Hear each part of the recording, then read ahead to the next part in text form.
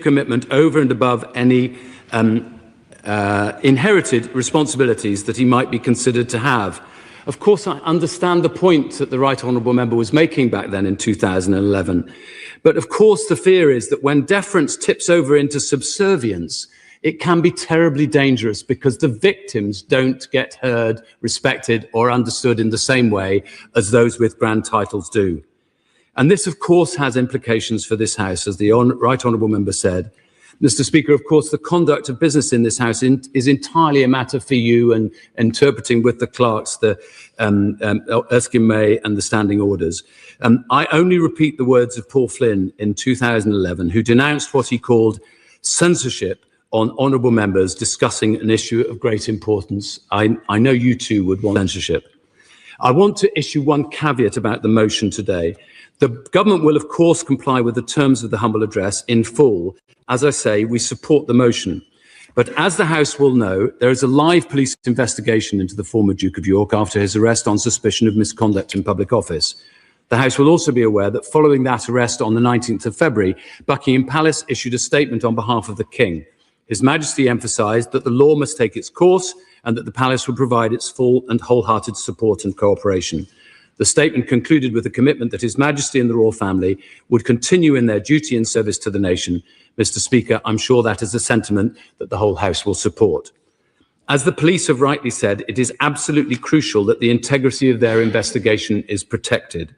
And now these proceedings are underway, it would be wrong of me to say anything that might prejudice them. Nor will the government be able to put into the public domain anything that is required by the police for them to conduct their inquiries unless and until the police are satisfied. I'm sure the honourable member would agree with that point. Yes, of course. I agree with everything he's saying, but I think what's worrying quite a lot of us, and not just concerning Andrew Mountbatten, Westminster, but Manderson as well, is that because of these ongoing police investigations, and because the wheels of justice grind exceedingly slow, it might be years before we see any of these papers. And I just really want to have an assurance from the government that they will do their utmost, despite what he just said about the police investigation, to ensure there's full transparency, because actually scandals are made much, much worse by any sense of cover-up. I couldn't agree more with the honourable gentleman. I want to make sure that we move as fast as we possibly can, but I also want to make sure that justice does happen, and I don't want to do anything that would undermine the police investigations. I hope that they will be able to move as swiftly as possible, and we will certainly cooperate with them as swiftly as possible. I should just say it's worth bearing in mind that the documents that might be envisaged in this are mostly 25 years old, some of them a bit earlier. They may be substantial in number, and many of them will be in hard copy. So I hate to add to the Right Honourable Member's fears about the speed with which things may be able to happen. But I think we would all want to make sure that we do all of this in a proper fashion. All of that, yes, of course. Giving way, and as a point of clarification regarding the police investigations, he might have seen the intervention that Gordon Brown made on Sunday, asking constabularies to consider widening the probe on the basis of files that have been released as part of the data dump. One of the questions that's arisen, and I appreciate he won't be able to comment on what those police forces are planning to do or not do, but that all government departments, including the Ministry of Defence and including the Department for Transport, would be fully cooperative with anything that they would need. Could he give the assurance that every single department, without fear or favour, will give them whatever they need if they wish to widen the investigation? Thank you. We will do two things. First of all, we will seek to comply with the humble address as soon as we possibly can, given the caveat that I've already issued about the police investigation. We will also make sure that every single part of government cooperates entirely with both the Thames Valley Police and any other investigations by any other police forces, police force that there may be on whatever they may be investigating. It's not for me as a government minister to instruct the police what they should or shouldn't investigate or point them in one direction or another. Former prime ministers have a different set of responsibilities, so she's quite right. I don't want to undermine the investigation, but I also don't want to delay it in any way. And we will make sure that every department Yes, I don't want to give way to every single member of the Liberal Democrats, but I will, of course. I thank Minister greatly. Would he agree with me that it's actually timely right now that the government presses ahead with the Public Office Accountability Bill, which allows the Amendment 23, which is blocking everything at the moment, seems to be a way through and to ensure that we have transparency and that there's openness, but there is the security that the government can be assured, as can other members of the House, that anything that is subject to matters of intelligence or security, and indeed matters related to the police investigation, will not be released. There seems to be there's an answer in the government's hands, and I know not why they are waiting and waiting and waiting to get this sorted. I'm not sure. She might have to repeat to me what she thinks the answer that is thus far evading me might be. If I may, I will just say that actually this all relates. I could talk to him also about the whistleblowing bill and the office for an independent office for a whistleblower. It is the matter that people should be able to reveal what they know. They should tell the truth. I think it's shocking that we have to have legislation that people are told to tell the truth. But actually, all of this falls into the same remit, in that people should be free to declare exactly what it is they know, that papers should be released, but you have an independent judge, which is what happens at the moment, and is what is in this number 23 amendment. An independent judge, High Court judge, says what may and may not be released. Can I just suggest we shorten interventions rather than making speeches, Minister?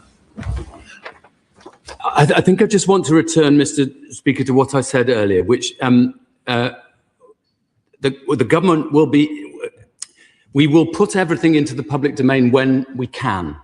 I don't want to do so at a time which would make it impossible for the police to secure the proper processes that they need to be able to do.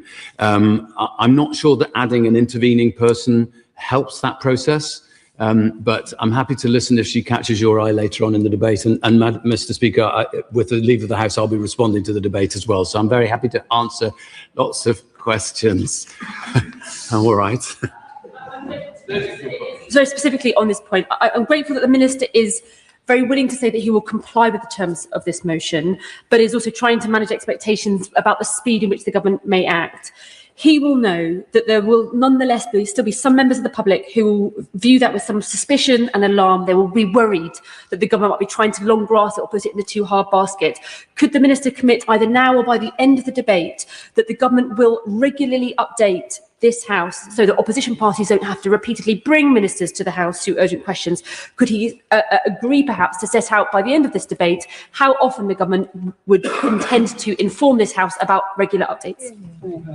I'm very happy to commit now to updating the House as often as I possibly can in a way that is informative to the House. But she's quite right that I am slightly trying to manage people's expectations about timeliness, partly because of the quantity of material and because there is a live police investigation, and I just don't want to jeopardize that. If there are things that, I will in a moment, if there are things that are embarrassing to the government, that's who cares? I want to make sure that we end up getting the proper justice that is necessary for the victims, and that means that we have to have a proper police procedure. If there are charges brought, then that has to go through a judicial process as well, and I don't want to undermine that. But of course, I'm very happy both in a private way and publicly to update the House when I have anything possible to say. Now, I am trying to get to the end of my speech, and people normally like it when I get to the end of my speech. So, and I see I've united the House, Mr. Speaker. So, but I will give way to the honourable gentleman.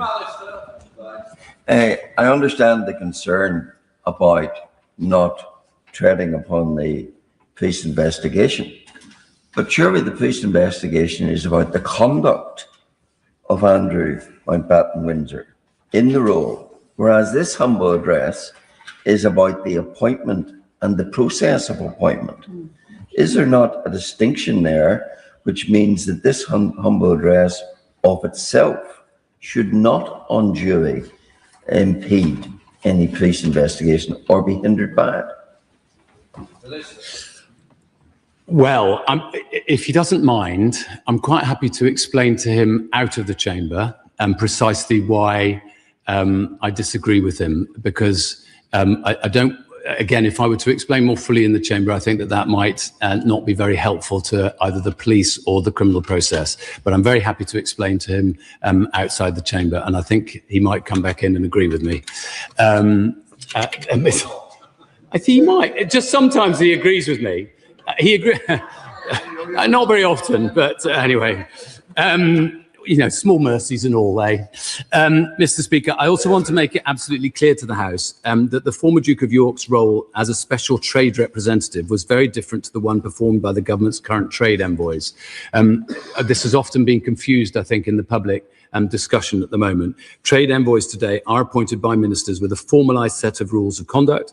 They are unpaid. They work with my department on attracting and retaining inward investment while supporting UK firms to take full advantage of new trade opportunities. They are all members of either this House or another House. And I have recently emphasised to all of those trade envoys the importance of maximising the programme's impact on ensuring that it aligns completely with the goals of our trade and industrial strategies. They are under the same obligations as ministers in adhering to departmental restrictions, guidelines and confidentiality clauses, the same ones outlined in the ministerial code. In sum, trade envoys play an important role in boosting economic growth, delivering our industrial and trade strategies and helping British business to export. I'll stress this again, Mr. Speaker, the role held by Andrew Mountbatten Windsor was not a trade envoy position as we would understand it today, and I'm enormously grateful to the trade envoys today who go beyond the call of duty in promoting UK PLC. Andrew Mountbatten Windsor's role was a separate one entitled UK Special Representative for International Trade and Investment. Mr. Speaker, there is unanimous agreement across this House that those who may be guilty of misconduct in public office should face the full force of the law. That applies to everyone, regardless of who they are or how they were appointed. This was a point made by my right honourable friend prior to the news of Andrew Mountbatten. Hello, मैं तुम्हारे पापा के बचपन का दोस्त चतुर चाचा। प्रणाम चाचा जी। उनसे बेटे 5,000 लिए थे, अभी तुम्हें ट्रांसफर किया है बेटे, और गलती से 50 चले गए। पेमेंट मैसेज चेक कर लो बेटे और बाकी 45 मुझे लौटा दो। आपका मैसेज बाद में, पहले अपना बैंक अकाउंट चेक कर लो। अरे मूर्ख ना हूँ मैं। शाबाश। यूपीआई कहता है कोई नकली पेमेंट का मैसेज भेजकर पैसे वापस मांगे तो उसे कहो मैं मूर्ख नहीं।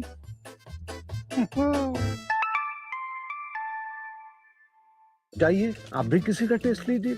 There is only one rule, the rule of law. To Shadow Secretary of State, Alex Burkhardt. Thank you very much, Mr. Speaker. And I'd like to congratulate the right honourable gentleman for securing this debate. I should say at the outset, the Conservatives support this motion. And the truth is that the people who helped Jeffrey Epstein, who helped him by supplying him with contacts and information, were the people who enabled him to become powerful. And those people effectively enabled him to build his net of influence, his net of abuse. And that network of power, in turn, enabled him to abuse more and more people. So it is quite right that this House is enabled to scrutinise what went on and how it went on. I listened to the Minister's remarks, and I appreciate the way that he's approached this debate and the way that the government is going to constructively cooperate with the terms of the address. But I must say that this is the second occasion in only a few weeks when the government has had to be brought here by opposition parties under the terms of a humble address to disclose information that it could quite obviously have disclosed without the need for a humble address in the first place. And so whilst I accept the humility with which he's taken the debate, actually the government as a whole could have been much more proactive on this issue right from the start. And I also appreciate the humble way in which he came to the House and reminded us that he had been right all along. Very humble. The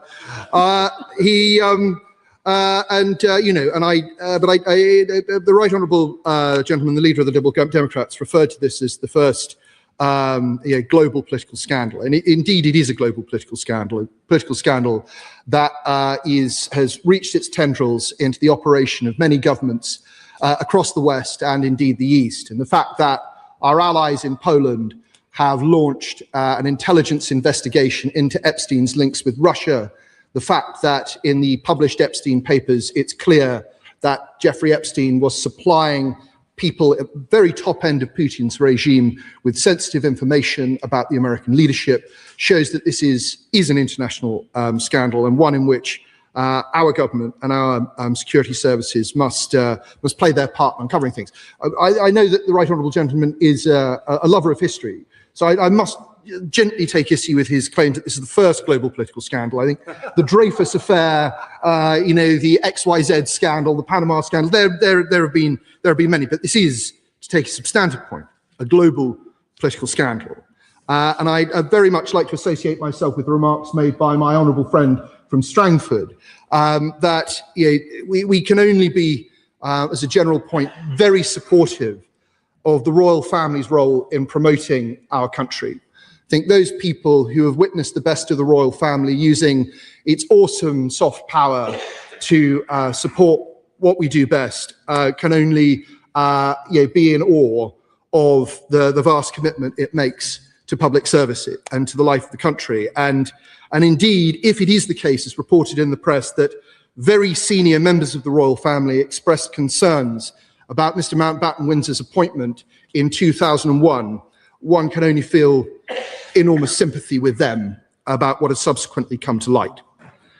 Because these revelations surrounding the relationship between Andrew Mountbatten Windsor and Jeffrey Epstein, just as with the relationship between Peter Mandelson and Jeffrey Epstein, and the arrest of both men on suspicion of misconduct in public office, make it right that questions are asked and make it right that information is brought before this House. And if one looks back to 2001, it is possible to identify the hand of Epstein in Mr. Mountbatten Windsor's appointment. It is reported that Peter Mandelson first met Epstein in the summer of 2001. Mountbatten Windsor had first met Epstein, I believe, in 1999. And shortly after Mandelson's first meeting in October 2001, Mandelson is appointed as trade envoy. The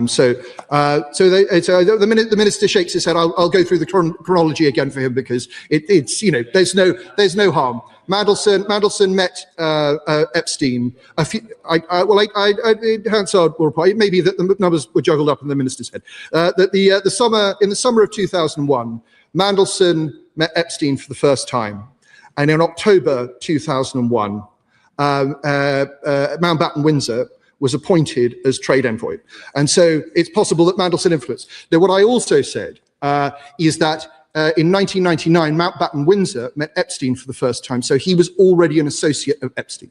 So I'm glad to have that sorted out. I can go through it again, but I'm sure the minister can read about it tomorrow. I'm happy to give way to the honourable lady. Very grateful to the Shadow Minister for giving way. I think by sketching out that timeline, I think that brings to light the reason why in our humble address we are calling for information in relation to the actual creation of the appointment, which the Minister rightly pointed out was a unique role that was created for Andrew Mountbatten Windsor. Does he therefore agree with me that we are right to not only call out that creation of the role, but also to ascertain whether Mandelson had any role within it? No, very much so. And as I say, what would have been better is if the government had been proactive on this and had not had to be brought to the House by opposition parties in order to release this information. I'm very glad that the Liberal Democrats have learnt the lesson of the Conservatives' humble address a few weeks ago, that it's always good that once the Conservatives have, designed a bandwagon, got it up and running, showed that it can move at high speed, the Liberal Democrats scramble up and get on board. But, better late than never. And so, sorry, is anybody trying? No, fine. So as we see, if we go through the sequencing very carefully, it's possible that there was influence from Epstein, who we must acknowledge was not had not been arrested or convicted in 2001, but about whom there were rumours and reports, and who in any case was a highly influential foreign businessman. And if it was under his influence that Mr. Mountbatten Windsor was appointed as trade envoy, then it would be useful to see what the Prime Minister knew when that appointment was made. I will give way to the honourable lady. Giving way. I think what he's trying to get to is a point that deeply concerns me, which is we need to understand the extent to which the then Prince Andrew was leaning on government for things that he wanted. And an example of this is in the recent Epstein files. There is an exchange between Ghislaine Maxwell, Jeffrey Epstein, about how Andrew had written to the Ministry of Defence in order to allow their plane to land at an RAF base in Norfolk on the 7th of December in 2000. So his influence on government predated his appointment. And what we want to understand is to what extent was he already trying to influence government as a prince? And what did that lead to in his role as a trade envoy? Would he agree that that is incredibly important to get to the bottom of?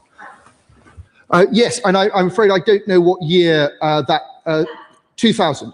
Well, I agree with her. That's an interesting point. Although I think if one looks at the precise wording of the Liberal Democrat humble address, something like that might not fall within its context. So, she may wish to table an amendment to her own party's humble address in order to get at that. But transparency is essential in all of this, and that's why on this side of the House we very much hope that the government will give us transparency quickly. And I turn to the point that my right honourable friend, Father of the House, made, that there is a danger that the government uses a police process as a means of not disclosing certain information. And I say that not because of what the Minister has said today, so much as what was said yesterday by the right honourable gentleman who is Chief Secretary to the Prime Minister, when in context of our own humble address, he said, "I can confirm that those documents will be made available subject, I am afraid, to the exclusion of one particular item in which number 10 asked Peter Mandelson a number of questions. The Met Police have asked that to be held back subject to their investigations. That item will therefore have to be published at a later date, but the documents that are not subject to the Met Police investigation will be published very shortly." I think it would assist this House if, I think this was a point that my honourable friend from North Antrim made, it would assist this House if the government could explain why the Met Police have asked that that item is held back. And I also think it would be helpful if the government would confirm that there is no bar to it handing that document over to the ISC. And this is a point on which the chair has been very clear. On the 4th of February, Mr. Speaker said, the Metropolitan Police have no jurisdiction over this House, have no jurisdiction over what this House may wish to do. It will be a matter of whether or not the government provide the information. I want to let members know that the police cannot dictate to this House, And there is a means that was specifically debated during the original humble address, which enabled members of this House, i.e. the ISC, to be given this information regardless of police investigation. Happy to give way to the honourable lady.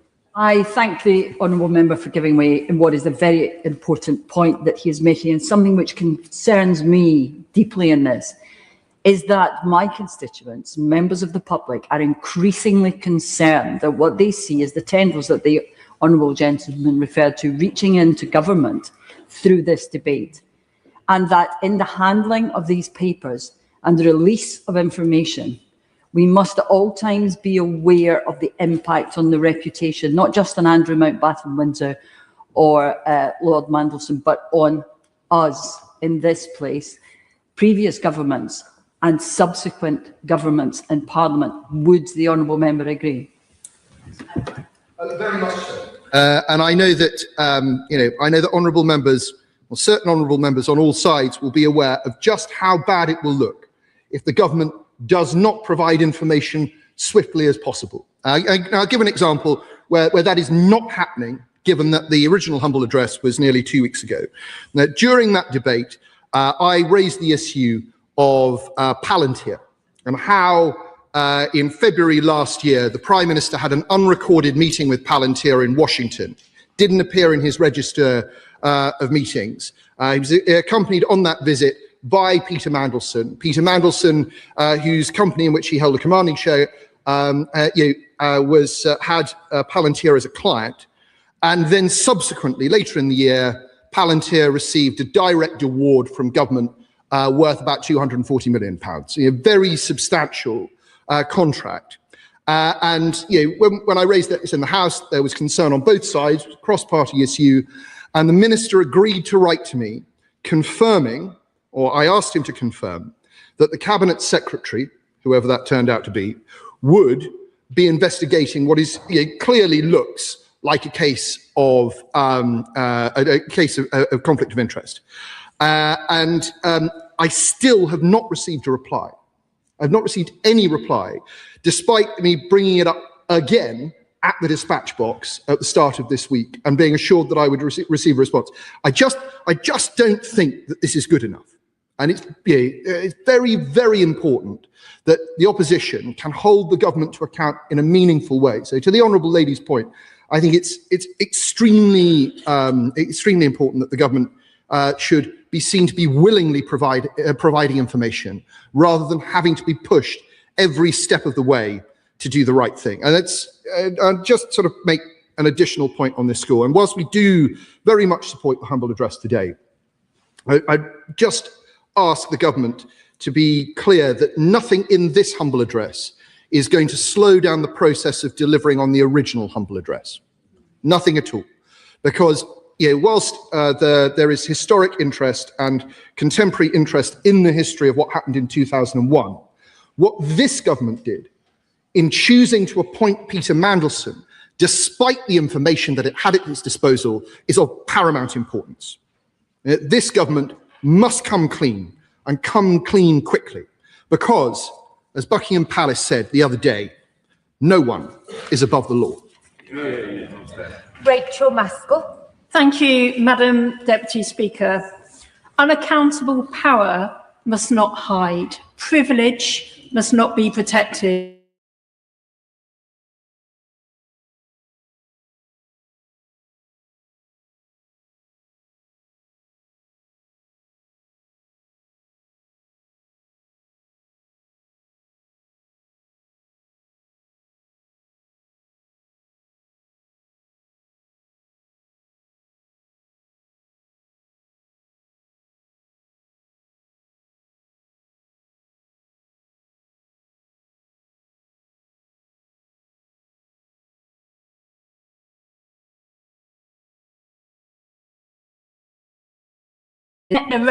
His associations too.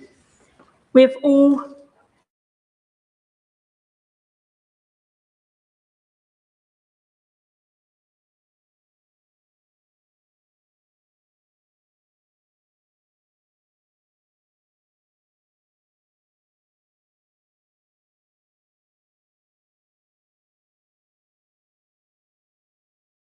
been in my community, and therefore I brought those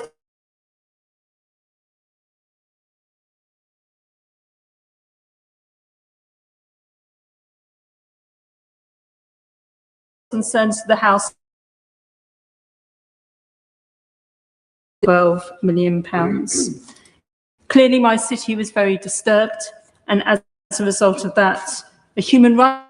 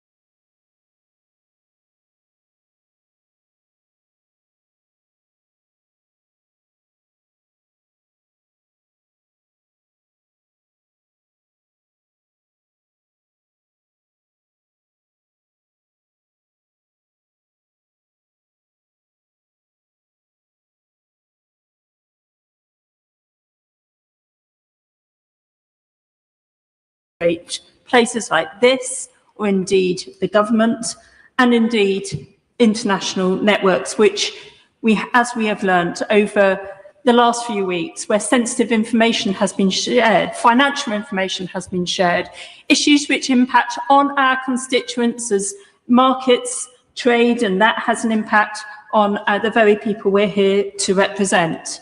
And I think for no longer can these powerful men swan around the world, having these conversations, gaining more power and exploiting whoever passes their path and not be accountable.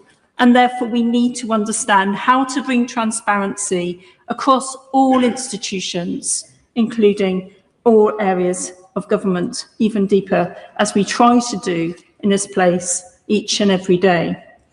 As the Honourable Member for Oxford West and Abingdon says, it's far-reaching, this inquiry that must pursue. I recognise that many departments are missed out in the humble address. To understand, for instance, how transport has been used. We need to understand not just civil transport, but military transport, the missing logs, who were on those planes, where were they going to, and where did they come from? We need to understand the expenses system that ensued, how signing off for massages became a duty of the taxpayer. Clearly, individuals questioned it, as we heard, but the reality is people weren't feeling empowered to blow the whistle and to raise those concerns. So we need to ensure that we institute processes where people can raise concern wherever they see that. We don't have the confidence at the moment within the systems that was undertaken. So how are we going to institute that? Then there's questions about visas. We know that 90 people came in and out of the country during the period that we are looking at today. And of course, rigour in appointment processes. Much has been heard over the last few months around that. And of course, that comes to the heart of the humble address today. But we need to ensure that all those appointments are transparent. And whilst I heard what the Minister said today, we have 32 trade envoys. I've never seen one post advertised. I'm not aware of the expertise that those individuals have with regards to trade or their particular relations with a particular country, and what they actually add, what value they actually bring, how we assess that from this place. And therefore I do ask that we have a proper review over all of these appointments that we hear about as to what they bring, because surely we should have better accountability. And finally, I just want to raise the intelligence services as well. I cannot believe that our intelligence services were not aware of some of the movements that Mr. Mountbatten Windsor had. How do we bring that to account too, to ensure that that information is also in the public domain? And where are the minutes of all of those meetings? What do they say? And how do we find out? So there are so many questions in response to the humble address being put today, but I do think we have to think about what we want to do from this point on as well, not just holding that information, not just examining that information, not just commenting in the tea rooms and the corridors. What we want to do is to ensure that that power is held to account, and that those with privilege know that they are answerable for the responsibilities that they hold. So I conclude. As the light is shone deeper into the darkest of these networks, of the elite exploitations, and the systems must be overhauled and reviewed. May the police do their job and do it well and extensively. And in this place, may we focus always on the women who were exploited, gaslit and traumatised and left broken, as we seek justice, but also seek to hold that power to account. Monica Harding. Thank you, Madam Deputy Speaker. I want to speak today about transparency and accountability in public life, and how the system that we find ourselves in today has been maintained and got us to where we are.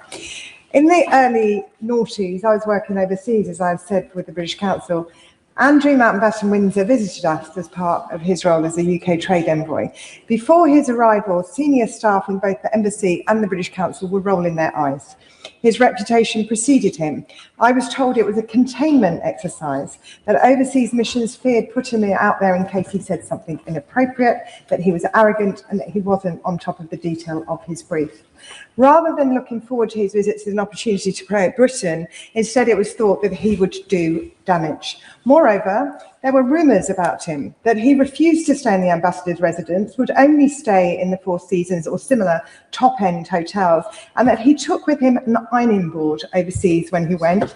That was a euphemism for a massage table.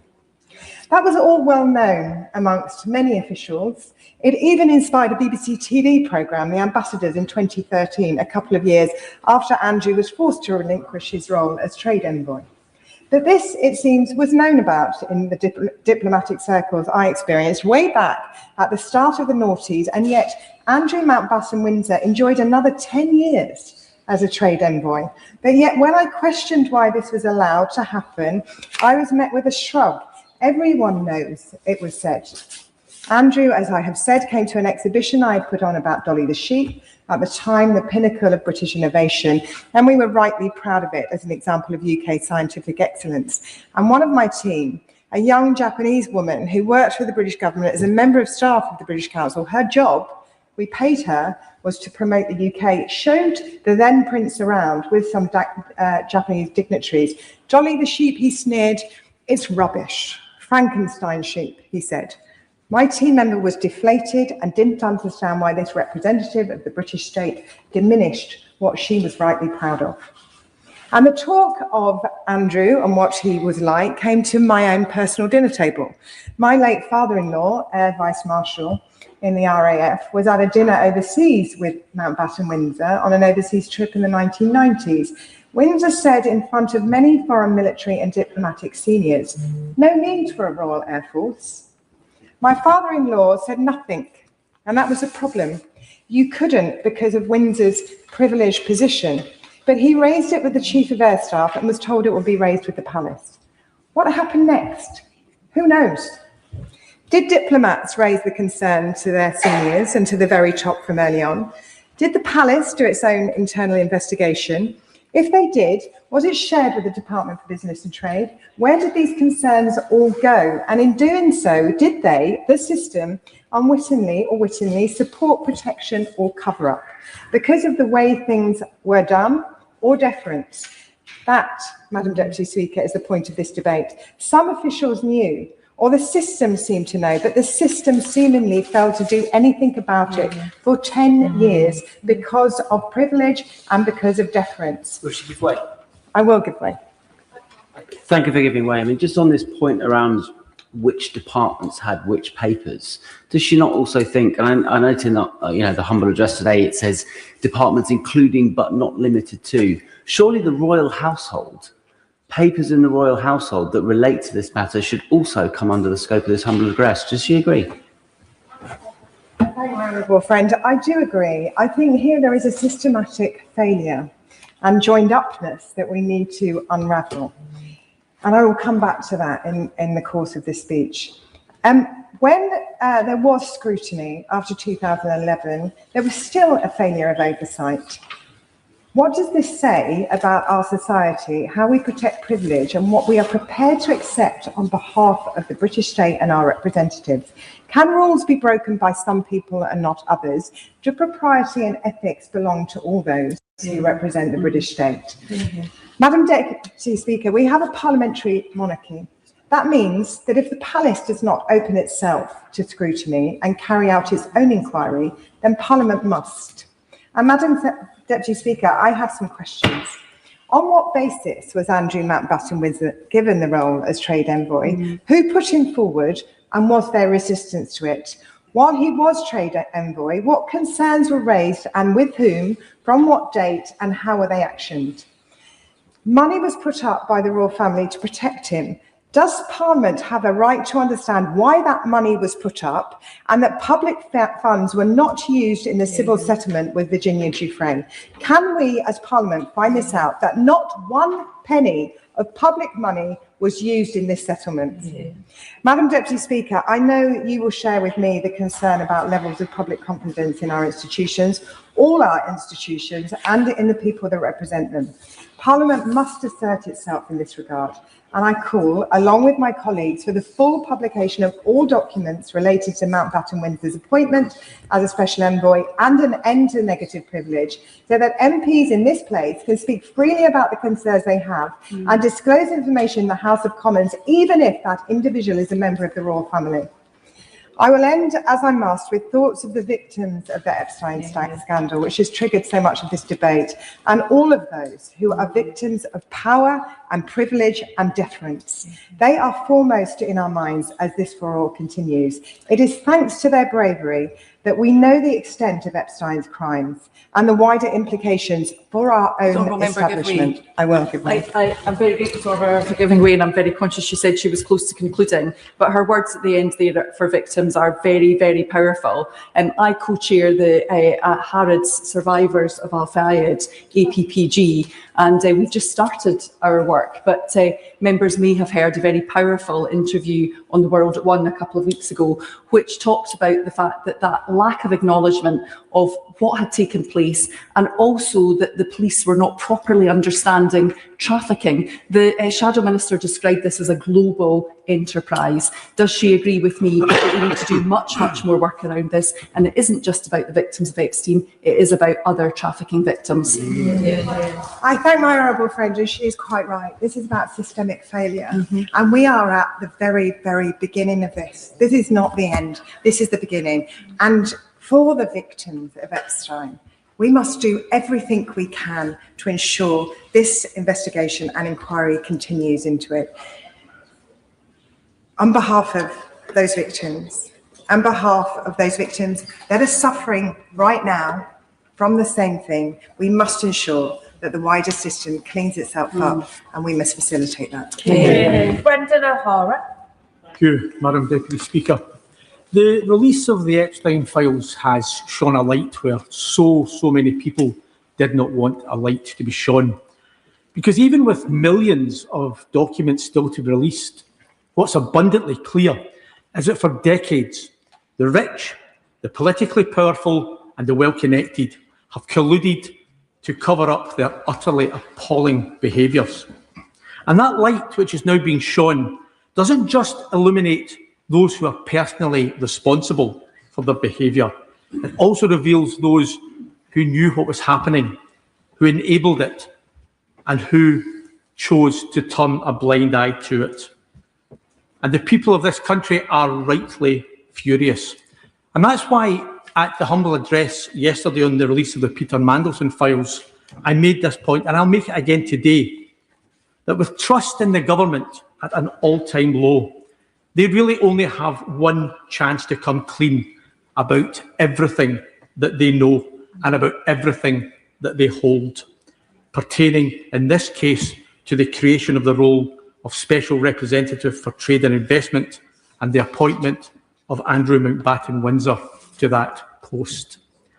Of course, unlike the Mandelson files which this House demanded be released, the appointment of Andrew Mountbatten Windsor didn't happen on the current government's watch. But Mr Mandelson leaves a long trail, and there may well be information which relates directly to him and which will cause serious embarrassment to many senior Labour Party figures who were in power at the time. Because let's not forget, the author Andrew Loney in his book entitled details, and he gets into great detail about how it was the former Trade Secretary Peter Mandelson who assisted Mr Mountbatten Windsor in landing the role of UK's Special Representative, seemingly against the advice of Mr Mountbatten's brother, the then Prince Charles. So let me repeat my warning from yesterday that these files must be released, and they must be released in full, because any attempt to sanitise what is in them and to save face for any government ministers, past or present, could have serious long-term consequences for our democracy. But it is also, Madam Deputy Speaker, the very least the victims and the survivors deserve. Madam Deputy Speaker, we know there are serious questions that need answered about the appointment of Andrew Mountbatten-Windsor as Trade Envoy back in 2001. Those questions include: whose idea was this? Who vetted him? Was he vetted at all? What role did Peter Mandelson play in making this appointment happen? What in his previous life made him uniquely suitable for the position of UK Trade Envoy? What warnings were given before and during his stint as Trade Envoy about his character and his behaviour? Who was he responsible to while serving as Trade Envoy? Who scrutinised his behaviour and his spending? And what warnings were given during his time as Trade Envoy, and how were those warnings handled? Now, Madam Deputy Speaker, I have to say, in a normal functioning democracy, we wouldn't have to have waited until Andrew Mountbatten had been stripped of his titles, evicted from his royal house, and was facing removal from the line of succession before being able to discuss this issue. There have been serious concerns about Mr Mountbatten-Windsor for decades, much of it relating to his time as Trade Envoy. There are reports of him requesting that the public purse cover the cost of his massage services. And when one understandably angry and unhappy civil servant complained, he was promptly overruled by his bosses. That now retired civil service commented recently, "I can't say it would have stopped him, but we should have flagged that something was wrong." And of course something was wrong. But what difference would it have made to us in this House? Because as a member of the royal family at that time, we were not allowed to question or examine what Mr Mountbatten was doing as our special Trade Envoy. But it wasn't just civil servants who found getting information on Mr Mountbatten-Windsor all but impossible. The author Andrew Loney again has reported that he's had multiple freedom of information requests rejected, including on the grounds that it would be too time-consuming for the government departments to go through the volume of information, with one rejection actually saying that looking at just 1 year of Mr Mountbatten's time as Trade Envoy would mean going through 1,927 digital files, each containing multiple pieces of information. Yet until now, and until Mr Mountbatten's status changed, we in this House were not allowed to discuss it. On that point. Yes, absolutely. I'm very grateful to the honourable gentleman for giving way. And he's speaking, I think, to the fact that the title print has protected Andrew Mountbatten-Windsor from greater scrutiny and inspection of his activities. What does he think we should do around ensuring that other titles, whether they be royal or prime minister or secretary of state, don't protect powerful individuals? I thank the honourable member for that intervention. And the answer is quite simple, Madam Deputy Speaker. Nobody can be above the law. Everybody has to be equal in the eyes of the law. And as Paul Flynn, the great Paul Flynn, said, we have to remove the bandages from our mouths in this place. And it's a point I will return to. But fundamentally, nobody, regardless of rank or privilege, should be or must be allowed to be above the law.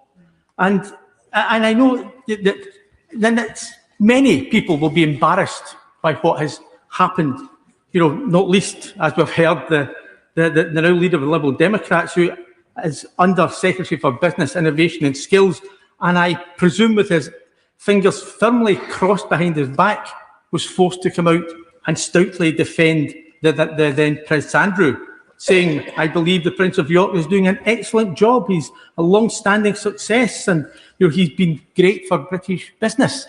But the reality is, as a government minister, what else could he have said? Because we are not allowed to speak the truth in this place when it comes to certain individuals. And within 3 months of the Right Honourable Member making those comments, Mr Mountbatten-Windsor had resigned from the job in disgrace because of his continued relationship with the convicted paedophile and child sex trafficker, Jeffrey Epstein.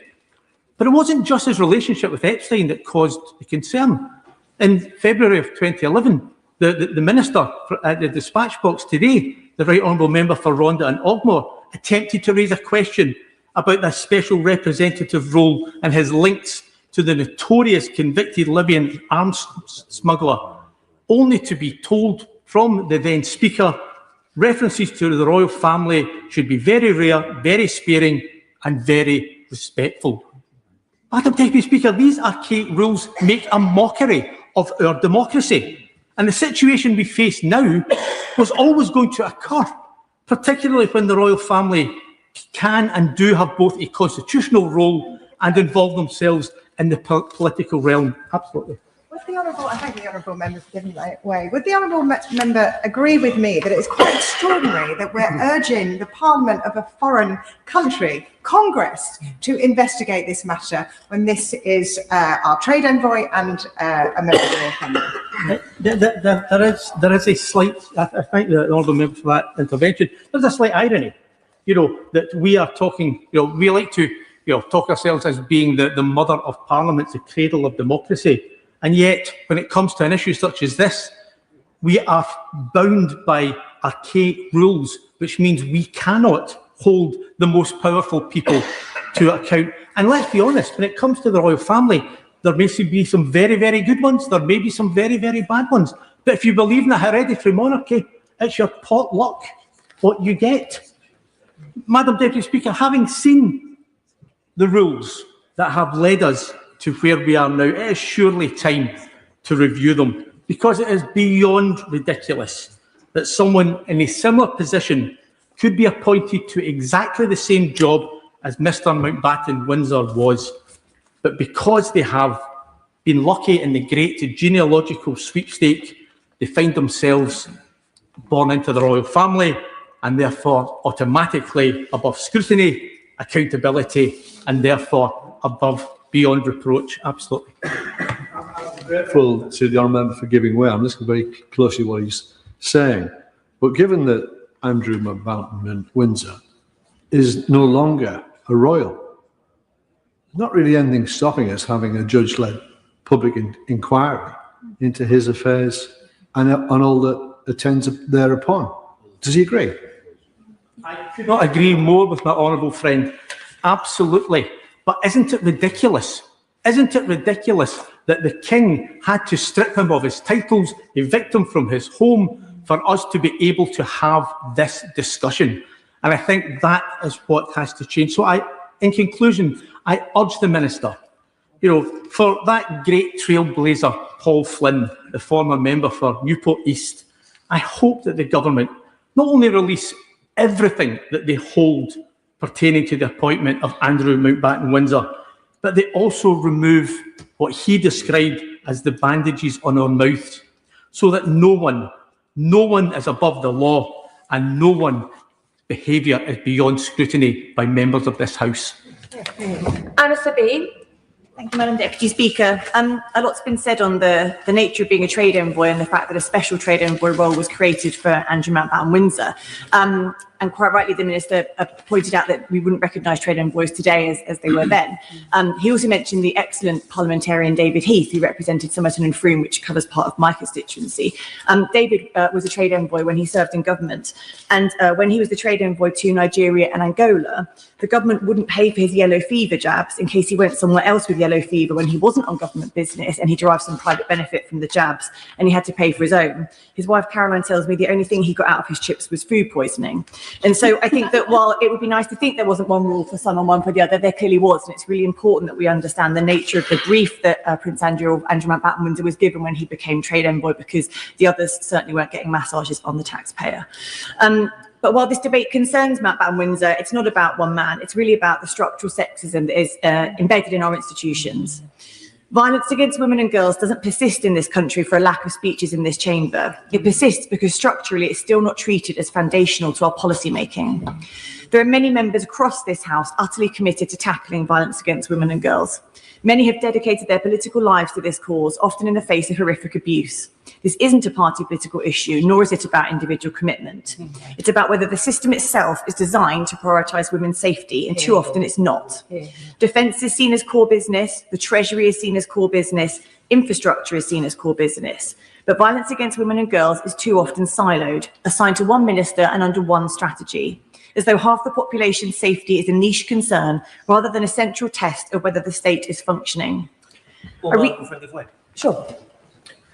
I thank my honourable friend for giving way. Does she not agree with me that a powerful illustration of the point she's making is that women and equality's ministerial questions in this place gets just 30 minutes each week, and a very compressed one just before Prime Minister's questions each time? I absolutely agree with my honourable friend, and I'm actually just coming on to give another example of the way in which this sexism is embedded. I recently wrote to both the Minister of Housing and the Minister of Safeguarding and Violence Against Women and Girls to ask why the recent draft National Planning Policy Framework made no mention of women and girls' safety, bearing in mind that this document sets out how we design and build the spaces and places we live in. The response from the MHCLG was jaw-dropping. They said, and I quote, "The NPPF is a planning document. It sets out guidelines for house building and planning in England. The Vorg strategy is about protecting women and girls from violence and misogyny. It's unclear as to why anyone would expect the two things to be combined. If it's unclear to the department responsible for planning why violence on women and girls should be considered in their work, then we have a structural problem." And this is where structural sexism becomes inseparable from power, because who makes the decisions matter. In this country, a remarkably small circle of people, disproportionately male, disproportionately drawn from the same networks, still make the most consequential choices. Would my honourable member give way? Sure.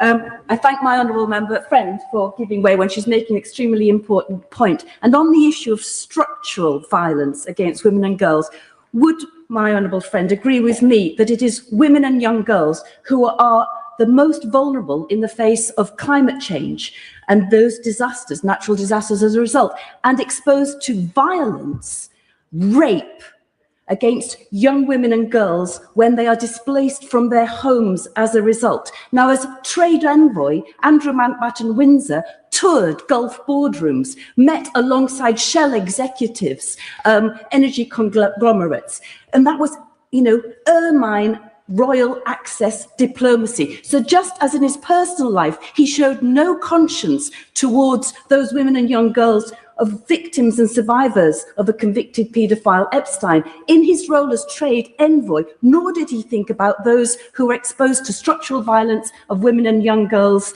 also. Yeah, I totally agree. I couldn't have said it better.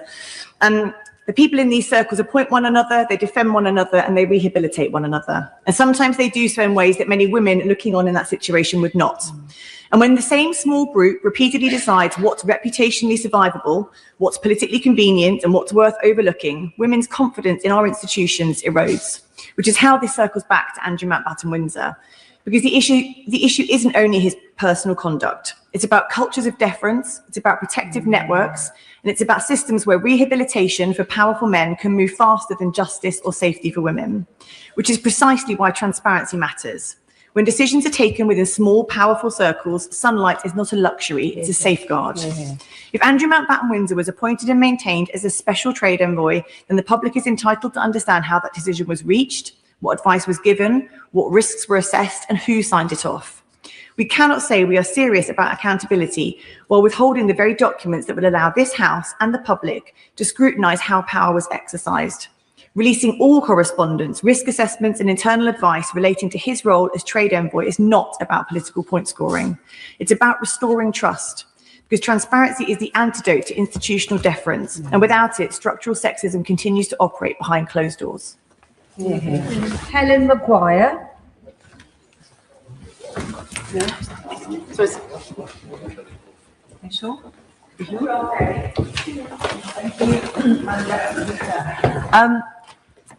As I start to contribute to this debate, I do have to pause to pay tribute to all the young women who have risked so much to stand up and push for justice over the vile and corrupt web around the paedophile financier Jeffrey Epstein and the crimes and abuse they suffered as children. But turning to Andrew Mountbatten Windsor and the motion before us today, transparency about the workings of an organisation is a key way to prevent corruption. Sunlight really is the best disinfectant. And appreciating that there is an ongoing police investigation that mustn't be jeopardised, Green MPs support the motion in the name of the Liberal Democrats, whilst noting the Honourable Member for Kingston and Surbiton's apology for defending Andrew Mountbatten Windsor as doing an excellent job whilst in office in 2011 and the reasons he gave for that. This is when Paul Flynn, the formidable late former MP for Newport West, held this debate in the House in 2011 that other members have referred to. Now, Madam Deputy Speaker, the royal family is sheltered from scrutiny in too many ways, and it's very, very clear now what a risk this can pose. We have heard many examples of MPs facing restrictions and limits on what we can ask about royal activity, but it is reasonable and right that we should scrutinise any work they do on the country's behalf in the fullest way possible, and we look at how these restrictions can be removed and others. Now, as I understand it, Section 37 of the Freedom of Information Act exempts communications between relevant authorities and members, not just the King, but wider members of the royal family, from being released under Freedom of Information requests. Now, that really is one rule for the rich and powerful and one rule for the rest of us, as the Minister condemned earlier. And I believe this is a serious transparency loophole for royals that must be closed. For example, it could mean that if positions such as trade envoy are filled by members of the royal family, it would be, predictably, significantly harder for the press, public and MPs to make sure things are above board, and much harder to get details when things go very, very badly wrong. One example of the effect of this on transparency is in today's Guardian, where there's a profile of the author Andrew Lowney, who's the author of a biography of Andrew called Entitled, and he talks about the stacks he has of rejected freedom of information requests from different government departments. This is why this humble address is so important, as it would uncover whether these restrictions in the FOI Act were in fact part of the equation in making the appointment. I have tabled early day motion 2769, which now has support from MPs of 6 political parties, calling for the King to release all communications between members of the royal family and the paedophile financier Jeffrey Epstein. But obviously that is just the start of what is needed. I'm very grateful for the motion today. If reports are correct that the royal family were aware of concerns about Andrew's financial dealings ahead of his appointment, there are serious questions about whether and how that knowledge matches the King's statement following Mountbatten Windsor's arrest, suggesting he had only recently learned about his brother's misconduct. And it is reasonable to raise these questions too and find out what advice was given from the palace at the time, including as suggested by the current King, for or against the appointment. And I want to add that reactive cooperation with any investigation cannot be enough on the royal family's part. That suggests waiting to be asked by the police, whereas the royal family could be proactively checking its records and visitor logs. It could be speaking to palace and Royal Lodge staff to encourage them to share information with the authorities. And it could be making sure there is an effective whistleblowing policy within the palace. We also need to be able to scrutinise the exact provenance of the £12 million payout from Andrew to the brave late Virginia Giuffre. So to conclude, Andrew Mountbatten Windsor should never have been a trade envoy for this country, but that is not the only matter that requires urgent transparency. His relationship with the child trafficker Jeffrey Epstein has turned the nation's stomach, and we also need to know who in the royal household knew what and when, as well as what he did when he was trade envoy. As part of ensuring that, I hope the Minister will make it clear today that royal freedom of information exemptions that have for too long allowed their power to act in the shadows, concealing important truths from MPs and the public, also need to go. Helen Morgan. Thank you very much, Madam Deputy Speaker. I'm one of a handful of MPs on these Liberal Democrat benches and on the current government benches who was elected in the wake of a political scandal. In my case, in December 2021, a financial scandal followed by a cover-up by the then Conservative government trying to get one of their own off the hook. And then in the midst of that by-election, there was revelations about Partygate, where it emerged that the Prime Minister had concluded at the time, the Prime Minister of the time, had concluded that there was probably a number of rules that the people in this country that were subject to that didn't apply to him. And I can remember very, very clearly knocking on doors during that by-election and feeling the anger of my constituents that a small group of elite people had concluded that there was rules that applied to them that didn't apply to the people at the top of our society. And I think they would describe that as entitlement. And that's why this debate today is so important, because we must, to restore the trust of the people who voted for me and for those other people who were elected in the wake of by-elections following scandals, and the wider British public, we need to tell them that we've learnt those lessons about political scandal, about cover-up, about entitlement, and are taking actions to restore their trust in what this House is up to and what the wider establishment is allowed to get away with. It's so important to hold the powerful to account. And since then, we've had another of other scandals which have destroyed trust in politics. We've had the VIP lane for COVID contracts. We've had the treachery of Nathan Gill, and we've had the concerns surrounding the appointment of Peter Mandelson. Now, Andrew Mountbatten Windsor was intimately involved with Jeffrey Epstein, and we've learned in recent weeks that the relationship was probably much more deep than we first thought and continued much longer than maybe we first thought. And this association with one of the most despicable paedophiles in history at the heart of the British establishment is absolutely poisonous. The victims and survivors of Epstein's crimes must have been re-traumatised many times over the year by the complicity of all those who were closely associated with him and did nothing to bring his crimes to public awareness and bring him to account. I will keep going. I thank the honourable member for giving way. She makes a really, really important point about people who are victims of crimes perpetrated by people in the public eye, because it's particularly difficult for them, because it's almost like the trauma is repeated again and again when these things come to light, and obviously they're in the press and the media. Would you agree with me that we need to particularly support victims who are victims of crimes of this nature?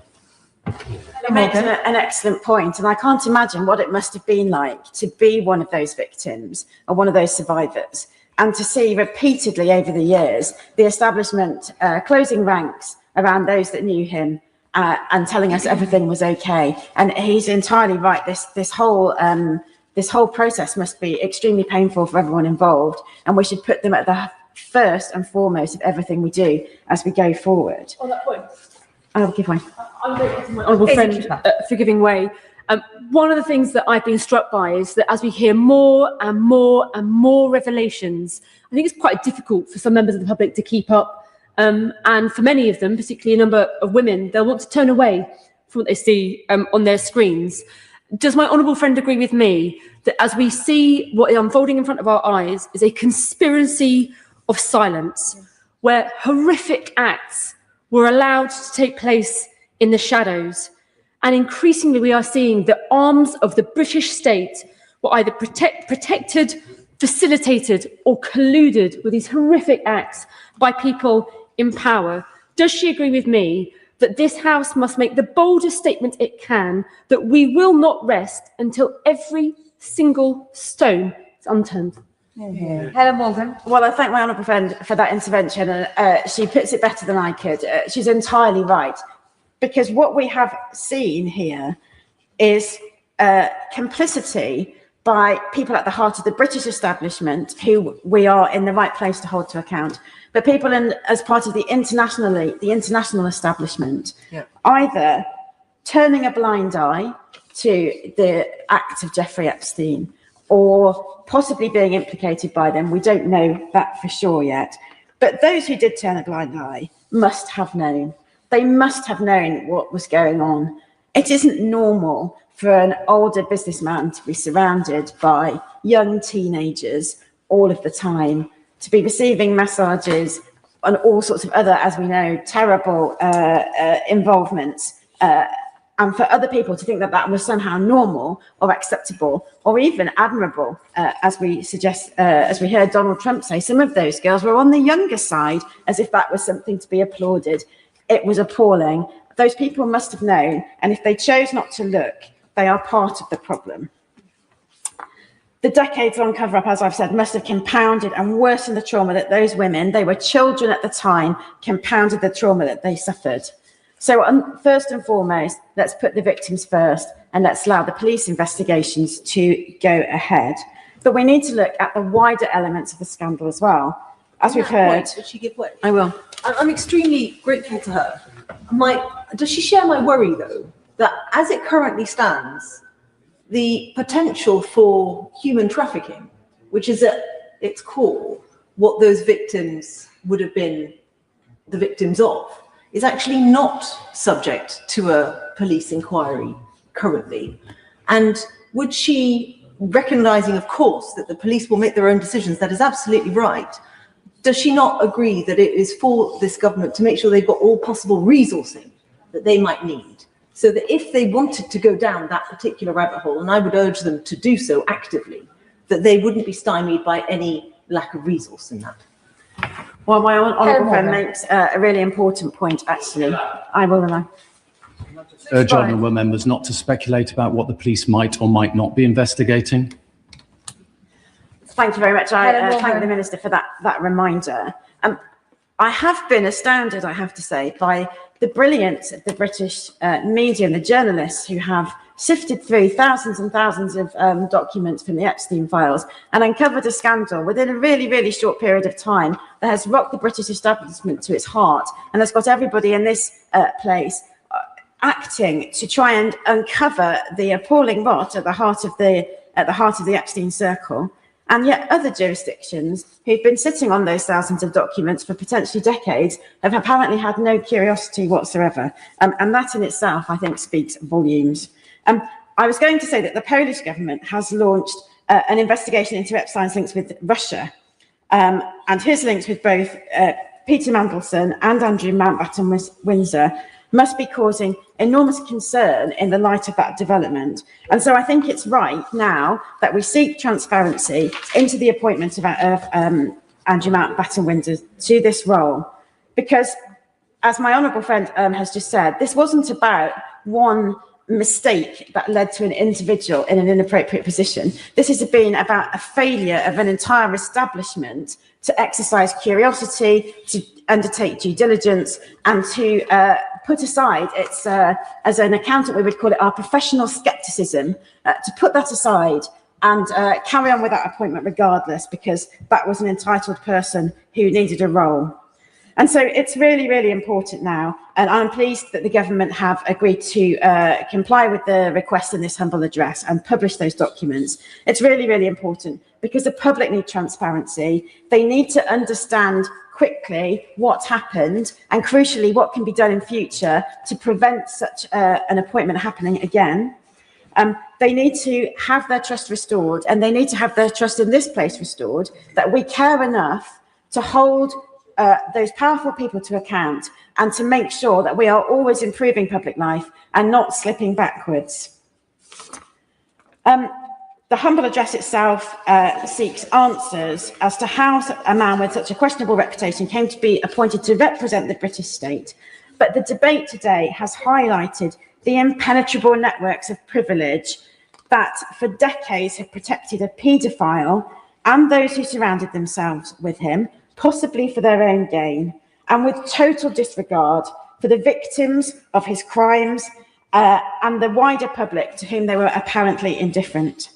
The government, when it came to power, promised to clean up British politics. There is a real moment of opportunity for them to demonstrate now that they are serious about that mission. And I hope they take that opportunity, and I hope they do this job properly.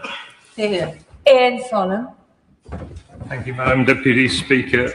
This last week has been, by any measure, an extraordinary one in British public life. Within 5 days, 2 people have been arrested on suspicion of misconduct in public office. One, a former member of the royal family. The other, a veteran Labour politician who was simultaneously, we now understand, the man who championed the first's appointment to his public role in the first place. Now, this motion is not an attempt to prejudice a police investigation. We are clear, let the police do their work. That investigation must proceed on its own terms, free from political interference. But the criminal law and parliamentary accountability are not the same thing, and they have never been mutually exclusive. Parliament has its own duty to scrutinise public appointments, to follow public money, and ensure that the institutions of state are answerable to the people they serve. That duty did not disappear when Thames Valley Police opened their case files. So let us ask the question that this House should have been asking for years. How did Andrew Mountbatten Windsor come to be appointed as Britain's Special Representative for International Trade and Investment in 2001? And what did those responsible for that appointment know? Because here is what we do know. His appointment was, by multiple accounts, controversial from the start.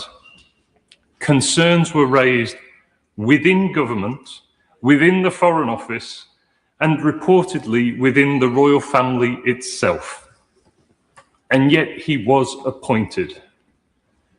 For a decade, he travelled the globe on the public purse, meeting heads of state and billionaires with expenses described by former officials as lavish and poorly scrutinised, effectively given a rubber stamp. And all the while, his relationship with Epstein deepened. A relationship that the Epstein files now suggest may have been entangled with his official duties in ways that potentially breach both his duty of confidentiality and even the Official Secrets Act. The documents that might answer these questions should by now be in the National Archives under the 20-year rule. They are not. Every available exemption has been deployed to keep them sealed. National security, international relations, and more. Some, we are told, are locked away until 2065. Most of us in this chamber would not be here to read them if they were. As the member for Argyll and the member for Brighton Pavilion, who's no longer in her place, have already raised, the historian Andrew Lowney has spent years attempting to access these files through the proper channels. When asked what he made of this, he said simply, every single reason has been deployed to stop these papers getting out. You have to ask why. Madam Deputy Speaker, we are asking why. Now, at this point, some may ask, if Parliament has had the tools to scrutinise this through a substantive motion, why is this happening only now? And it's a fair question. No party in over a decade successfully used the parliamentary mechanisms available to force this issue properly. Not because the rules prevented it, but because the cultural gravitational pull of deference was so strong that sustained rigorous scrutiny of a public figure who happened to be a member of the royal family felt to too many people like it simply wasn't the done thing. The unwritten convention was as powerful, if not more powerful, than the written rule. That aspect is not a procedural failure, it is a failure of political culture. And it is precisely that culture that this motion challenges today. Now, I came to this place with a background in science, and in any field of systemic inquiry, there is an important principle. You cannot correct a failure you refuse to examine. Institutional failures do not disappear when you look away from them. They compound. The question of how Andrew Mountbatten Windsor came to be appointed against objections reportedly raised from multiple directions, and how he was then allowed to operate for a decade with expenses rubber-stamped and minimal oversight is not ancient history. It is the context in which every subsequent failure of public appointment standards must be understood. Beyond this motion, the Liberal Democrats are calling for structural reforms that match the scale of what has been revealed so far. We want a genuinely independent ethics advisor, able to initiate investigations, not waiting for permission from the ministers they are supposed to scrutinise. We want an office of the whistleblower with real legal protections so that the civil servant who was overruled when they tried to question an expenses claim has somewhere to go. We want a rigorous, transparent, confirmatory process for all significant public appointments, with proper parliamentary involvement from the outset, not as an afterthought, not after the damage has already been done. And we want to see an end to government by WhatsApp. All official business on the record, all lobbying published, no more deals done in the dark. Madam Deputy Speaker, deference is not respect, silence is not discretion, and secrecy in public life is not safety. It is the condition under which misconduct flourishes. The documents we are asking for today should have been in the public domain years ago. This House has the power and the responsibility to require their release, and it should do today. Thank you. Luke Taylor, I know you're in a lot of pain, Luke. Thank you very much, Madam Deputy Speaker, and you'll have to forgive me for my dancing around to aid my pain back. Power tends to corrupt, and absolute power corrupts absolutely. Full quote from 1887 by British historian Lord Acton, and it explained how power in its most essential form inevitably corrupts. And I think we discuss here today how that absolute power, that feeling of invincibility, has led to the behaviour that we are all so utterly disgusted about around the chamber. I speak on behalf of all residents who've been in touch with me over the last few weeks, whether you are a Republican, a monarchist, ambivalent to the general principle. What we see is a scandal that is not just engulfing Andrew Mountbatten Windsor, but also dragging in the integrity of the wider royal family, because, as has been raised by the Honourable Member for Brighton Pavilion so correctly, we have to ask who knew what and when. What was known about the £12 million that was paid out to Virginia Guthrie in 2022? And how was that allowed to be used to settle a civil suit of allegations of Andrew's offences, alleged offences, I should say? How was that allowed to happen in the first place? As my right honourable friend, the member for Kingston and Surbiton, has already said, we've seen one friend of Epstein lobbying for a job for another friend of Epstein, and then a 12-year relationship that benefited them both financially and has now resulted in the two arrests for misconduct in public office. This humble address talks about how that began, and I think it is absolutely the right place to start. As a politician coming here, trying to convince the public that we are there to serve, we are there to represent them, that the conspiracies they read in the darker reaches of the internet are nonsense, and that there isn't an elite paedophile ring that runs the world's institutions, becomes increasingly difficult to maintain when actually we see these links in the files that go directly from the Kremlin to the White House and everywhere in between, including the British royal family. We talk about standards in public life. We talk about integrity. It's very difficult to maintain if not only that is known and the information in those files is understood by the public, but that then we're unable to scrutinise, we're unable to bring people to this place to ask questions about what has happened.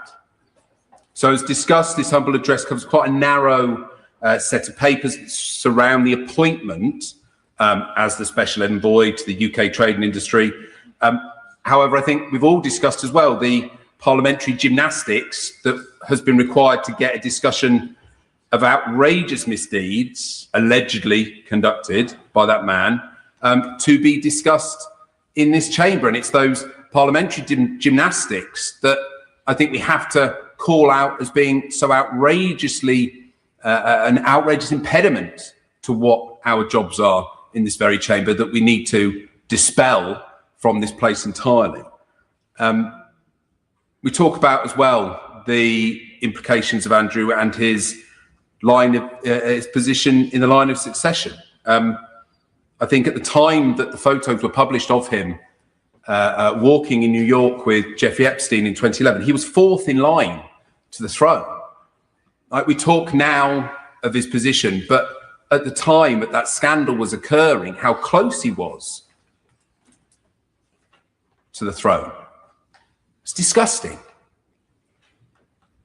I think I'm going to ask the Minister specifically if he can give us an update on legislation that the government might bring forward to remove Andrew from the line of succession. We speak about, I think he's eighth in the line now, and maybe not such a worry, but the principle of that position to our head of state is obnoxious in the extreme, and I'd like to hear if he's got any update. Can he give way? Absolutely. I think people just find this, we understand we have a living, breathing constitutional democracy that grows as society better understands things, but it just makes no sense, does it? That if the king doesn't want him to be a prince, it makes no sense that we have to still bring legislation in order to strip him of his dukedom and his earldoms, and equally that he remains in the line of succession and could potentially be a king. Now, yes, we've got plenty of other things we need to be getting on with, but there's a certain logic here that just needs tidying up, if nothing else. I thank my honourable friend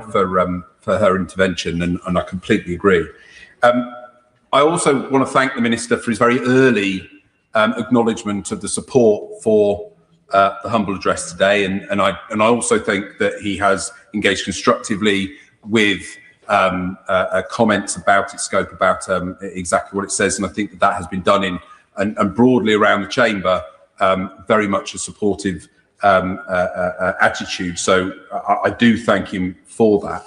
I'm just going to return to the point about the negative privilege, that we cannot speak freely and have had to use this gymnastic approach to get to the point that we're at today. I've submitted a number of UQ requests to the Speaker's office, who has absolutely understandably not managed to get to justify a discussion of the scandal as it has unfolded, but the necessity that we've had to take to phrase it in the sense of an examination of the Prince's arrangements and his use of property and all sorts of confusing attempts to not then discuss it as we've mentioned around the chamber today has precluded us from doing. I hate to add to this anguish, but there is a convention in the House that we don't refer to urgent question requests that we've put through to the Speaker. And I will apologise for breaking that, but I think it is a useful demonstration, however rightfully and with such utter wisdom that we will never question, that the Speaker chooses. Again, it's that challenge to raise issues of this type in the chamber. I will move to close, thank you. Specifically now, and I think the Liberal Democrat benches have been pretty clear on this throughout the afternoon, we have to have a full statutory inquiry into the whole Epstein affair and the tentacles that it has inserted into our public life. We must allow those criminal investigations to be completed, but that investigation must be able to compel witnesses and required to give evidence under oath and to produce documents and other evidence. This must be used not only to punish those who have been complicit and have been involved in the heinous crimes that we've heard about and seen about in the media, who again, and I will reflect other colleagues' comments about the incredible work that the media and journalists have done in investigating these crimes and pouring through those files. I really do think that cannot be overstated at the effort that they've taken on that. So just to conclude, we do have to ensure that the events that have transpired over the last 20, 30 years from Epstein's scandal can never be repeated, and that the investigation must allow us to fireproof our constitution from similar events ever happening again. I was going to call Ollie Glover, but I wasn't sure whether the Minister wanted to do that next. But I'll call Ollie Glover. Thank you, Madam Deputy Speaker. Madam Deputy Speaker, this motion is first and foremost about the victims of the appalling crimes of Jeffrey Epstein and his many associates, as well as the importance of protecting people from abuse of power. But it also has significant implications for wider political culture. As my honourable friend, the member for North Shropshire, articulately outlined, this and previous governments have been racked by scandal of many kinds. And this whole Andrew Mountbatten-Windsor affair adds to that by making a very significant contribution to already severe erosion of trust in our politics and institutions. And that is why we are calling for a public inquiry into all aspects of UK and British citizen involvement with Jeffrey Epstein over many years. Now, that inquiry would include, of course, taking account of police and criminal investigations, disclosure and publication of relevant documents. But we must go further. I give way to my honourable friend. I'm grateful to my honourable friend for giving way.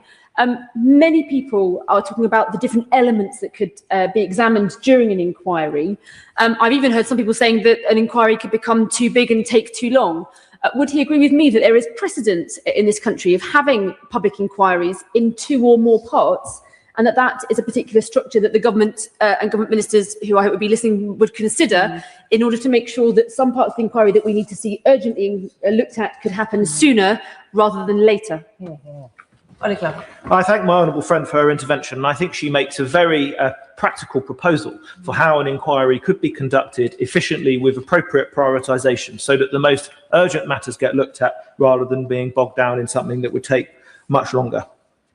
But we must go further. We must also toughen the penalties for breaching the ministerial code. We must create an office of the whistleblower to both protect and to empower and encourage people with valuable information to come forward and to speak up. I also support our calls for an end to negative privilege protections, which have prevented criticism of individuals in the royal family in this House for the reasons that we have heard today in this debate. Would you give way on that point? I give way to my honourable friend. I'm very grateful to him for giving way. What strikes me as I've listened to this excellent debate actually this afternoon is that everything that our establishment sort of depends on is that the people at the heart of it are nice, trusted, good sorts who won't step out of line. And we don't have the mechanisms in place to challenge when that doesn't turn out to be the case. Would you agree with me that the points that he's outlining about duty, about Office of the Whistleblower and other statutory bodies to put a code around our behaviour in this place and in wider public life is so important so that we don't just rely on people being good blokes? I thank my honourable friend for her intervention, and I very much agree. There is far too much in British political and wider culture that does rely on taking things on trust and assuming that good motives and good intentions will win the day. Very sadly, the whole affair of Andrew Mountbatten-Windsor shows that we cannot necessarily rely on that, and that we do need strong processes and procedures and protocols to make sure that we have the highest standards in public life.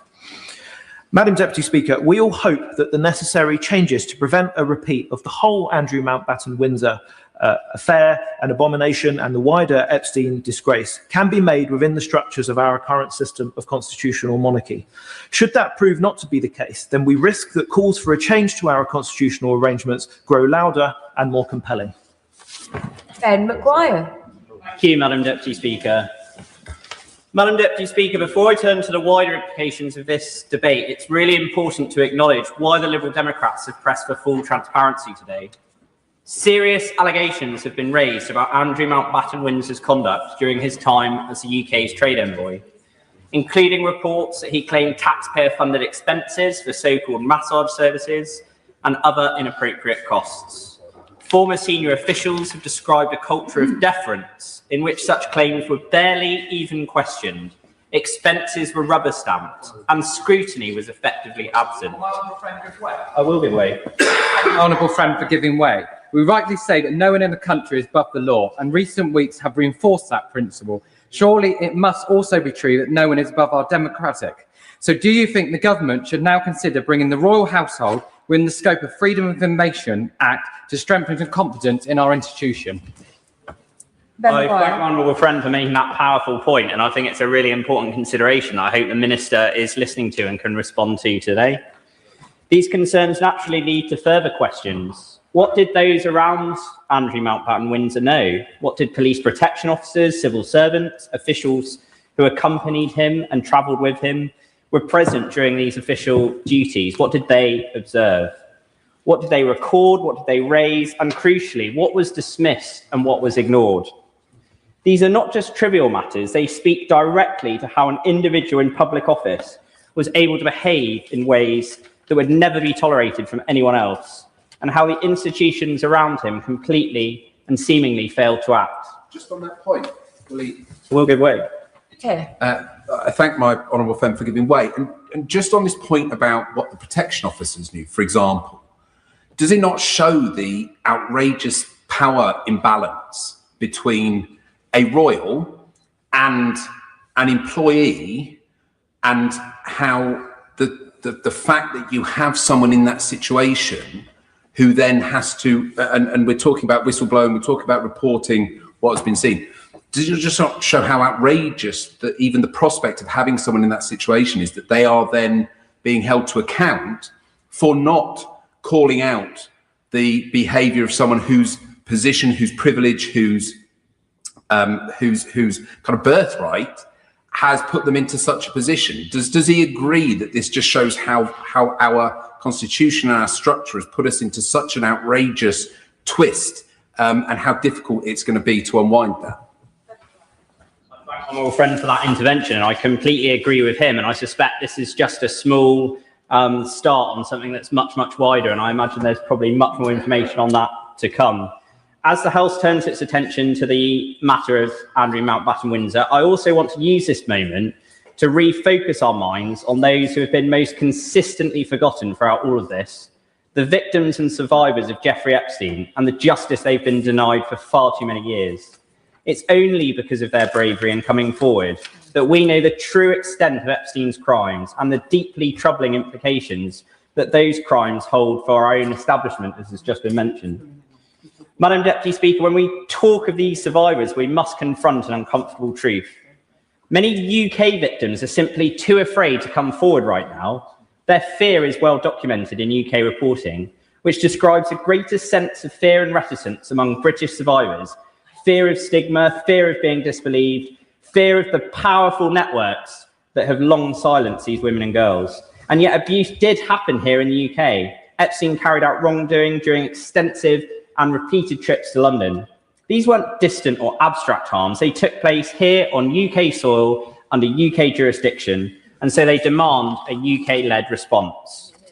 But instead of justice here at home, victims were effectively steered, and are still steered, Madam Deputy Speaker, into a US justice system.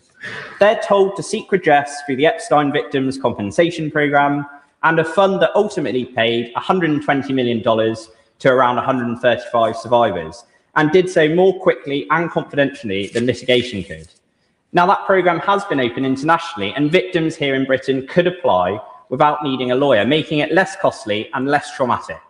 But, Madam Deputy Speaker, what does it say about our own UK justice system when British victims who are abused here on British soil are left seeking justice 4,000 miles away?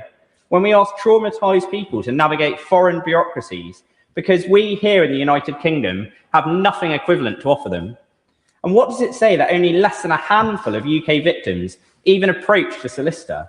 Not because abuse didn't happen, we know that it did, but because the absence of any UK prosecution meant they didn't feel empowered to speak. We can draw a stark contrast between figures like Andrew Mountbatten Windsor, Peter Mandelson, who have allegedly enriched themselves through their associations, with the survivors who are left fighting for justice. What the Epstein files reveal is a powerful network of wealthy people colluding with Epstein, using their privilege to silence and dismiss survivors, a pattern which has been highlighted by the End Violence Against Women Coalition. This exposes how powerful men evade consequences while their victims struggle even to be heard, reinforcing the very fear that continues to keep British survivors in the shadows. Surely the role of this House, of any democratic institution worth its name, is not simply to just reinforce that silence, but to finally break it. And that's why today we call clearly and firmly for the UK to open criminal prosecution and survivor-led inquiries into London-based offences. These alleged crimes fall squarely within the UK jurisdiction. The offender's nationality is irrelevant. The victim's nationality is irrelevant. What matters is that the harms occurred here, and those harmed deserve justice here. Justice for British victims must not be outsourced abroad. Justice must not be dependent on the bravery of a handful willing to defy enormous pressure. Justice must not be conditional on navigating a foreign compensation scheme. Justice should be delivered transparently, confidently, and compassionately here in Britain. Would my honourable friend give way? I will give way. Thank my honourable friend for giving way. Would he agree with me that having a public inquiry would be a very public... Cake, caps, definitely balloons. All set for the big day. Wait a minute, where is everyone? Let's go! Coming! Can't believe he's already won. Let's go, guys. Party time. Skoda Kayak turns 1. Visit your nearest dealership and get attractive benefits. Skoda. Be part of some big scandal like Mohammed Al-Fayed or Epstein, or whether it be something much more local and individual, all of them will be being re-traumatized again and again and again by seeing this splashed across the front pages of the papers and all over the media day after day after day. And we have to make a stand and say enough. We will not tolerate this in this country, and we have to stand up to these powerful men who silence their victims and ensure that they have to fight for justice every step of the way. Yeah. I thank my honourable friend for that excellent intervention. I couldn't agree more that a public inquiry is very much needed to expose all of the harms that have been done to these victims and how the establishment of our country have seemingly played such a central role in that. Madam Deputy Speaker, if our government is sincere when it speaks of a fairer, safer and more accountable society, it must now show leadership rather than continued deference. It must show survivors they will be believed, protected and heard in the UK, because at the heart of this matter are not titles, reputations or institutions, but people. Survivors whose lives, like the victims of domestic abuse, have been shaped by fear, by silence and by power wielded against them rather than for them. They deserve far better. They deserve a justice system that will fight for them. And now is the time for immediate action. So please, will the Minister consider not redacting any of the documents which don't relate to the ongoing police investigation? Will the government look at, as my honourable friend has just suggested, a public inquiry, a full public inquiry into Epstein and his links to the British establishment? And finally, will the Minister please go away and look to end the appalling negative privilege which prevents MPs in this House from speaking freely about members of the royal household? This is a disgusting symptom of the deference we have shown to those in positions of power at the cost of victims. Our constituents should no longer be silenced in what should be our proud British democracy. Thank you. Yeah. I call the Liberal Democrat spokesperson, Lisa Smart. Very much indeed, Madam Deputy Speaker. I think we've had an extremely powerful debate today, and I'll address a number of the points that have been raised. But I want to start by talking about how the revelations of recent weeks and recent months have been shattering for the British public and deeply, deeply distressing for many of those directly impacted. We've listened to the gut-wrenching stories of abuse endured by vulnerable women and girls. And we were reminded by my colleague, the member for North East Fife, that we are in many cases talking about children here. We've learned the arrogance and cruelty of rich, powerful men who felt that no rules applied to them and who made a mockery of our values and our laws. And we have seen laid bare the hollowness of a political establishment that was manipulated so easily and who treated state secrets like cheap gossip. Public trust has been catastrophically undermined by the Epstein saga, and we are now at a crossroads in our public life. If Parliament does not act with courage, faith in our institutions will suffer even more permanent harm and will remain under intense public suspicion and unease. To start to repair the damage, we must uncover the full and unvarnished truth. Critical to that process is demanding that every relevant department comes clean and shares what was known about Mountbatten Windsor's appointment as Special Representative for Trade and Investment, about what concerns were raised ahead of his appointment if his suitability came into question, and what risks were identified throughout that process. The British people deserve to know what behaviour was tolerated and by whom, and they deserve to... I will give way. I thank my honourable friend for giving way, because on that point I have a constituent who contacted me who played a public role in the Middle East, and during that role they said they had to go through incredible checks, background checks, etc. And obviously the release of these files would enable us to see actually if the same background checks that are applied to people in public life, you know, to citizens like us, are also applied to the royal family. Does my honourable friend agree?